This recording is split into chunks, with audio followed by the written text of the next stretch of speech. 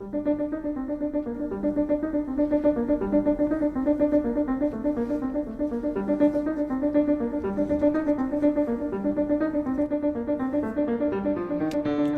and welcome to a new series of Bob Into Buildings. The first of this new series, I'm revisiting Castle Rushen with Allison Fox from Manx National Heritage. On our last visit, we finished our tour with a look around the treasury.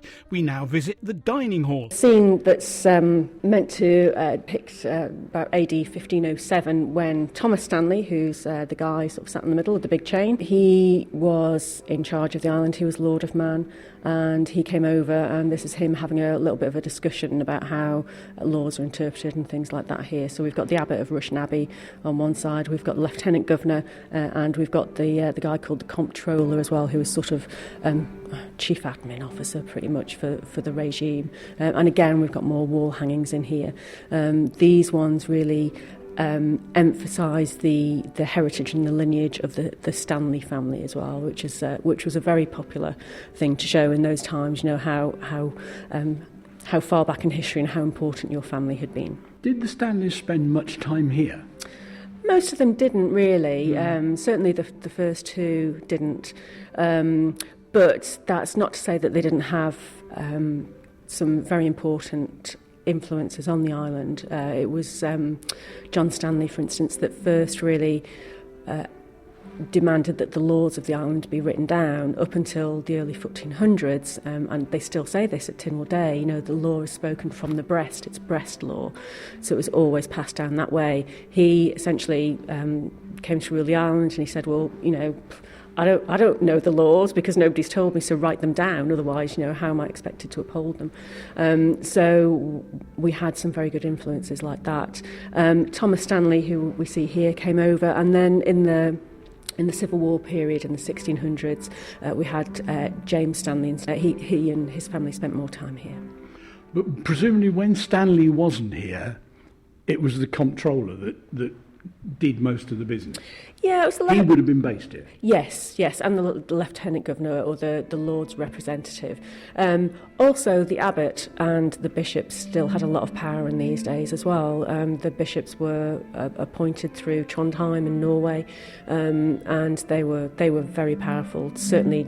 Up until the 1300s, so it would have been not exactly ruled by committee, but you know there would have been a few people here that were very powerful and oversaw the running of the island. And a bit of a power struggle going on between them as well. I'm sure. Yeah, there always is, isn't there? Okay, so we've got the lords at the table. How far away are the kitchens?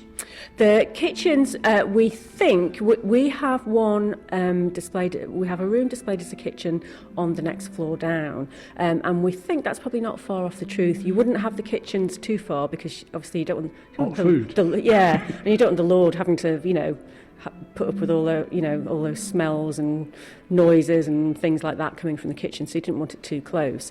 So the whole idea was you'd have the kitchen a little bit further away, but near enough that you know the servants could collect the food and it would still be warm by the time it got here. And this being served in a banqueting hall like this was the big was like a big deal. It was the big event, you know, big procedure. You'd have your napkins in a certain place in a certain order. Things were brought to the table in a certain order.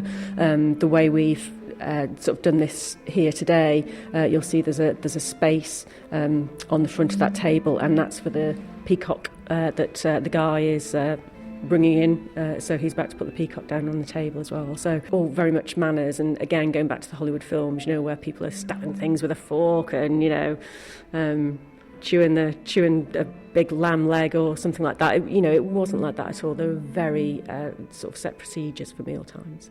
And presumably, depending on the number of guests, depends how number of tables are set out in this room. Yeah, and that would depend on how important you were, really, because it was pretty much by invitation, or it was only the top part of society that would be. So you and I wouldn't have been invited then? Well, I'm not sure you would. I don't know about me. Maybe have me moments. No, neither of us would have been in, no. But the dogs come in.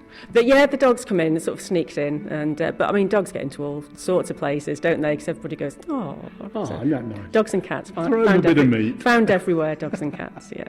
So where are we going now? We're going back downstairs. Yeah, we'll go back down the prison staircase, and we'll have a look in what we call the presence chamber, where we have a mannequin of James Stanley sat on his chair of state. So we have the wall hangings here are slightly different. They're embroidered. We have what we call the surrender inventory, so an inventory of what was at the castles after the surrender, essentially. And they don't list what was in each room, but they list things like gold and red damask cloth. So we've used that to recreate these wall hangings. The chances are actually that these wall hangings would have actually been in Derby House, which is the building sort of opposite the castle in the same complex. The Stanley family by the 1600s were living in Derby House rather than inside the castle. But again, it just gives this impression of this time of living in the grand rooms that were around. And where Stanley's sitting, presumably this is where he would have held audience. Yeah, that's we call it the presence chamber because you'll be in the presence. Yeah. So this is where people could come, perhaps a bit more formally than at meal times. They could be presented to him more formally and present their businesses or complaints or They would plead their case. Yeah, essentially. Directly to the Lord. Yes, yeah. He doesn't look very happy, does he? Well, I don't know. I mean, he's been sat there all winter. Now we're going to go down one more floor? Yes, we'll go back down to the ground floor level in the courtyard and just go and have a quick look in one of the rooms for the changes that were made in the prison period. You took me up another spiral staircase. You said we were going down. Well, we did, to be fair, but then we came up again. Yeah, that's again the nature of the buildings, really. Just to this, the first part of the castle that the visitor sees when they start going up are basically undressed rooms that have just got whitewash and some furniture in them, but this side really brings home the conditions in the prison period. We're standing on stone floor now. We were on wooden planks before. And when the building was converted to be the official prison, any timber flooring was taken up, and we've got some, they look fantastic, but slate slab lintels now on the floors on this side of the room because they lift them up and get through them, but also you can't set fire to them as well. So there's all these sort of architectural bits that were added in and changed to make the building function as a prison as well. It's cold. It's really cold, and it's cold in summer. The walls are thick; they're stone. Yeah. In a prison period, you'd have had your own clothes. What blankets were provided, perhaps what blankets, if you had any friends and family on the outside, would provide you. And it's, you look at the reports in the newspapers from the late 1800s, and there's people starting to say the conditions in that prison are awful. We need a new prison. Then there's a movement to get a new prison built at Victoria Road, and in the newspapers as well, you get people writing in saying, well, that new prison at Victoria Road's like a luxury hotel. So it's history rewrites itself. I think there are parallels, but I mean, questions were being asked in the UK about the conditions at Castle Rushen jail, during the mid late 1800s, and it's certainly not a pleasant place to be. This is Bob Into Buildings talking to Allison Fox from Manx National Heritage as we now walk outside the keep at Castle Rushen and move to the elevated walkway which surrounds the keep. As people drive through Castletown and come round the side of the castle, they'll be very familiar with the low stone wall that's actually grassed now, the sort of grassy bank. That's the glacis. Originally, that would have been paved on the top rather than having the grass on the top. That would have been added in the 1500s, and if you look at the outside of the castle, that's where you can see how it was adapted to suit the change in the types of things that were being fired from it and at it. You can see the very narrow windows in the keep of the castle, which were arrow slits, which were for the bow and arrows. But if you look on the outside of the walls, you see the glacis. That was meant to diffuse cannon fire or ammunition. The cannonballs would more than likely hit the paved surface first and bounce off. But also you can see in some of the smaller rooms on the perimeter of the castle, you see that the windows almost look like keyhole shaped, and they were put in for guns, so you get the gun loops rather than the arrow slits as well. So again, we see the castle being adapted. It wasn't just built as a ta-da, this is the castle. It was changed, adapted, extended throughout the 800 years that it's been here. Is there evidence, I can't see it, of any cannonballs hitting the walls? No, we haven't. We have got documentary evidence. When the local architect Armitage Rigby was brought in the early 1900s to remove some of the changes, some of the more intrusive changes that were made during the prison period. He documented finding a very large cannonball right at the very base of the castle, which might have been fired in anger. But we haven't really got any firm evidence for the castle under siege apart from the Robert the Bruce in the 1313s.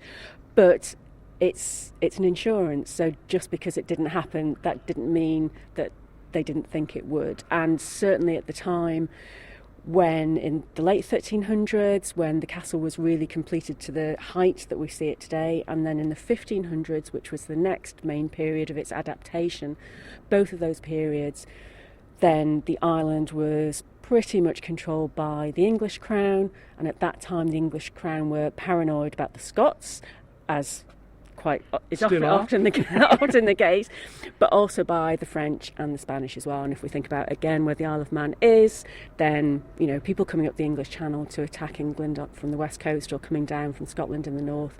So the Isle of Man had to be held. It had to be a safe place. So that's why this building adapted. This walkway, what date is it? Perimeter area was really completed really by the 1400s. The glacis that we see that's now grass covered was the 1500s, and there was some adaptation to the entrance. The first part that most visitors come into, that was changed, that was added in the 1500s as well. Because the walls are quite high, 6'2", something like that. So this was for defensive for the people here, who could then nip out through the slits and throw whatever or fire whatever at the people that were trying to invade. Yeah, it's about protection of the people, not only from incoming fire, but also incoming weather, because it's it's an exposed place. A garrison like this, any ideas of the numbers of soldiers that would have been here? Yeah, we've got lists actually we've got garrison roll from the 1400s, and then we've got later records from the 1600s, and at any time there could be anywhere between 35 up to 60 soldiers here. Not just soldiers, some of those, some of the staff were we've got drummers, we had drummers here, a couple of drummers, watchmen, as well as the soldiers as well. So it was a real community in here. Have you had a chance to look at the surnames? Are they locals or are they all generally from across? Generally the early ones are from across. So certainly the garrison roll of the 1400s, there are a few local names on, but again that's because the castle was imposed. It was built for people who weren't from the island. It was built for to maintain the island from whoever owned it, usually in England at that time. So it's perhaps not too surprising that it certainly started off being staffed by people who weren't from the island. But as time went on and as it became more part of the community, then more local people were brought in. You'd have thought with a castle of this size it would have been a good job for one of the local lads who was just tending the fields or something like that. Yeah, certainly it would have been stable employment, regular employment, and we see a similar sort of thing with Rushen Abbey, funnily enough too. That originally the monks would have come from across, but as time went on, then lay brothers were employed, and they would have been local people as well. Because I'm assuming in this sort of hierarchy that you've got here, that if a local lad came here, made good, advancement for a local lad. Yeah, definitely. They could have worked their way up, certainly amongst the castle staff, amongst the garrison staff, but also a lot of local people were, really quite pivotal in society as well. So I mean, the classical one, I guess, is William Christian, Illiam Doane, so closely tied into the story of Castle Rushen during the Civil War period. He was a local lad made good or bad, depending on your point of view. As we peer over the walls, there's sort of, you can see where things have been added on and things have been taken off and things like this. The circular thing at the far end there, is that a well? It is, yeah. It's one of the wells. There's a few wells on site. Obviously, that's one of the key things you need is fresh water. If you're worried that you're going to be under siege, you need to make sure you get water. You've got access to water, so we've got that. Over the years, there have been buildings against these wall walks inside this inner bailey, as we call it. The buildings range from, we've got plans of stables in here. We know also that there was a workshop for coinage here as well. We know that coins were minted on the Isle of Man from about 1733, of course, if you're going to be making coins, you need a fairly secure place to do that. And of course, inside a castle is a really good place. So we know that it was perhaps not what we'd think of as a mint now inside the walls of the castle, but certainly a workshop for coinage as well. We're looking down on grass. I'm assuming that wouldn't have been grass. That would have been gravel or something. Yeah, it would have just been a fairly probably grim, muddy surface, really, with perhaps just some stone and things like that put down to just try and make it a little bit more stable. We have done some excavations inside the castle. There were some done in I think it was the 1990s, which did show up, I think, some flagstones in part of the keep. It is typically a castle, and you look at the castle, and I'm sorry, I'm going to insult you now. It's not pretty, as some castles are. But I'm standing here, and we're looking at the walkway there, and the side of the walkway after where that piece just juts out, the walkway overhangs the wall, and there's some lovely ornate carved works there. They tried. I think beauty's in the eye of the beholder, isn't it? I mean, I think yeah, but you look at a bit of stone and think it looks good. It's impressive, isn't it? And striking, perhaps. It's all right. It's pretty impressive. How about we agree on that? Okay. It's strange, actually, looking at it. The size of the stone, the bigger stones are towards the top, and the smaller stones are towards the bottom. That is what work that's been added on further up, is it? Yeah, and it's one of the ways we can tell or try and work out which phase is which. Building techniques got a bit more sophisticated, then people were able to quarry and move the bigger cuboid blocks of limestone that we see here. I mean, all the limestone that we see here was quarried from Scarlet, just down the road. Whereas the earlier periods seem to be a bit more. The stone's a little bit more rubbly. It's not quite as perhaps well dressed as the later material. So you just ring the quarry up and say, we want another 300 stones today, please, lads. That's right, and no doubt they'll say, well, yeah, it's right near for you, come and get it. Yeah, be ready at the end of the week. Moving along, we've come to a room. Yeah, and these sort of like little square rooms are the ones you can see from Castletown Square, and if you're stood in front of the old House of Keys looking back at the castle, you can see these little square rooms with the rectangular windows with the old style lead diamond windows in them. These were originally built as gun towers for defence, but in the later period they were used as debtor cells, so people who were imprisoned for debt were not always kept in the middle of the keep with the other prisoners. They could perhaps be kept in slightly better conditions and perhaps have their own food brought in as well. So latterly these were used as the debtor cell. On the walkway we also have to remember that Castle Rushen was once the island's prison. It's not just Castle Rushen that applies to. Many of the castles throughout Britain were used as prisons. Again, it goes back to very first principles of what a castle is about. It's about to keep people in safe, and it's there to stop people getting in if you don't want them in. So, the absolutely perfect places for prisons. Castle Rushen, the inside was adapted using, again, the fantastic local stone. A lot of the wooden floors were taken up, and this local stone was laid down to form prison cells.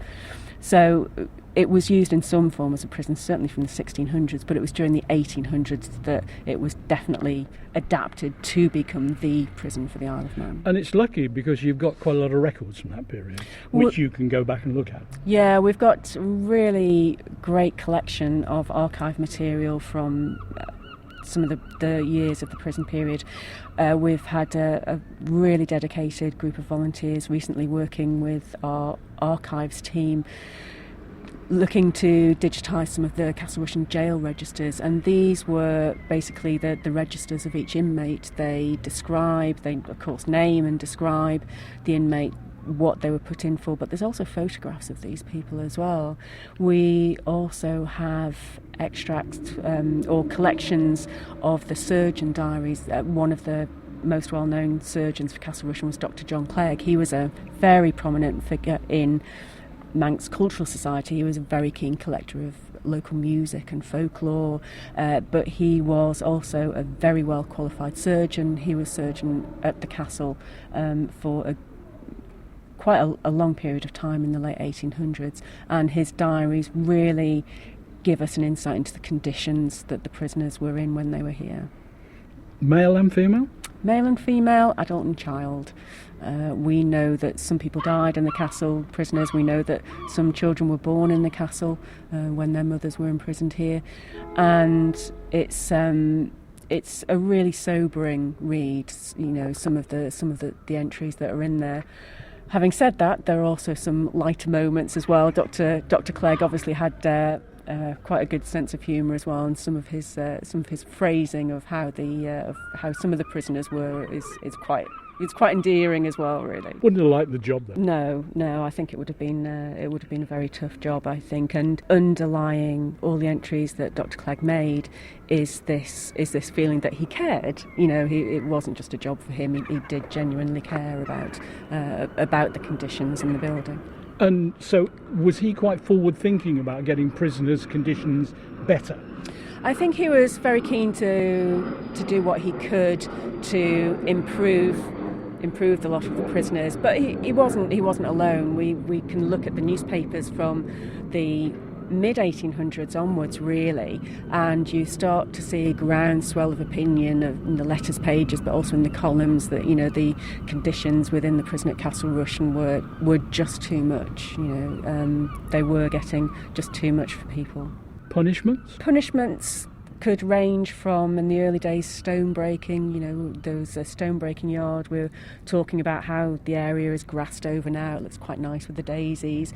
But this would have been divided in the prison period into female exercise yard, male exercise yard, and also stone breaking yard as well. So it was hard physical punishment. We also know they were making oakum from ropes as well, so basically pulling this stuff apart, physical work. And it just seems that most of it was hard labour.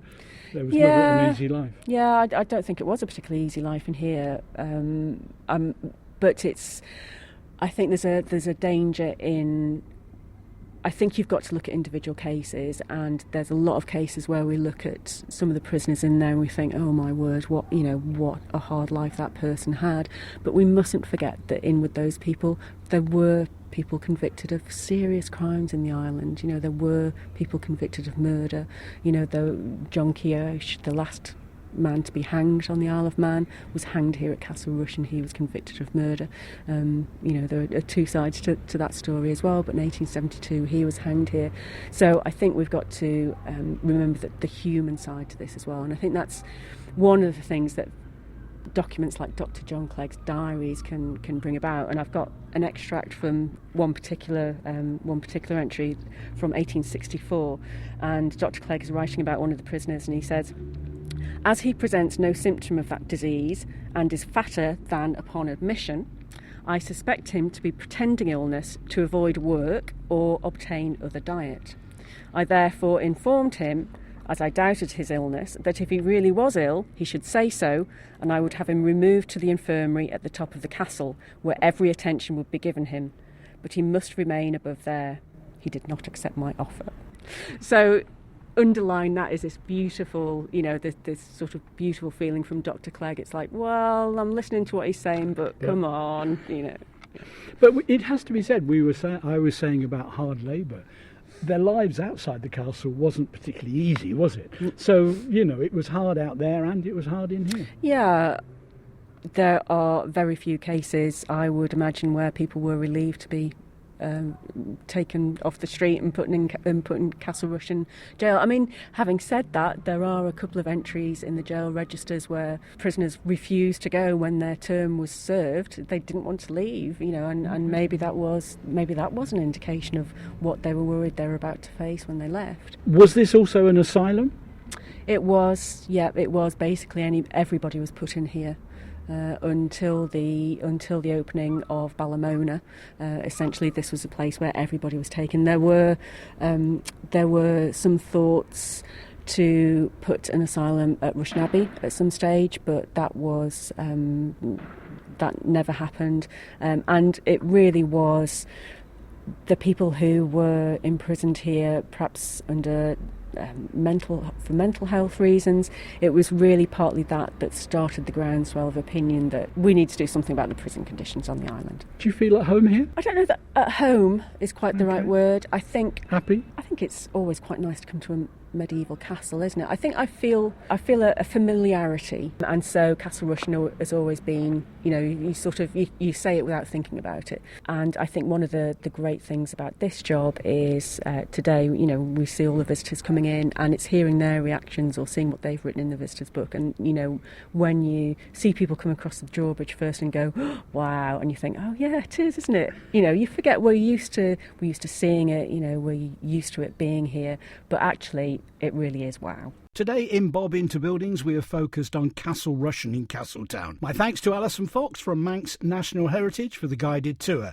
You can listen again to this programme and also previous programmes in the first series as podcasts on manxradio.com. I'll be back next week at the same time to focus on another of the island's iconic buildings. Mark Tiley with Greatest Hits is next. So from me, Bob Harrison, good evening.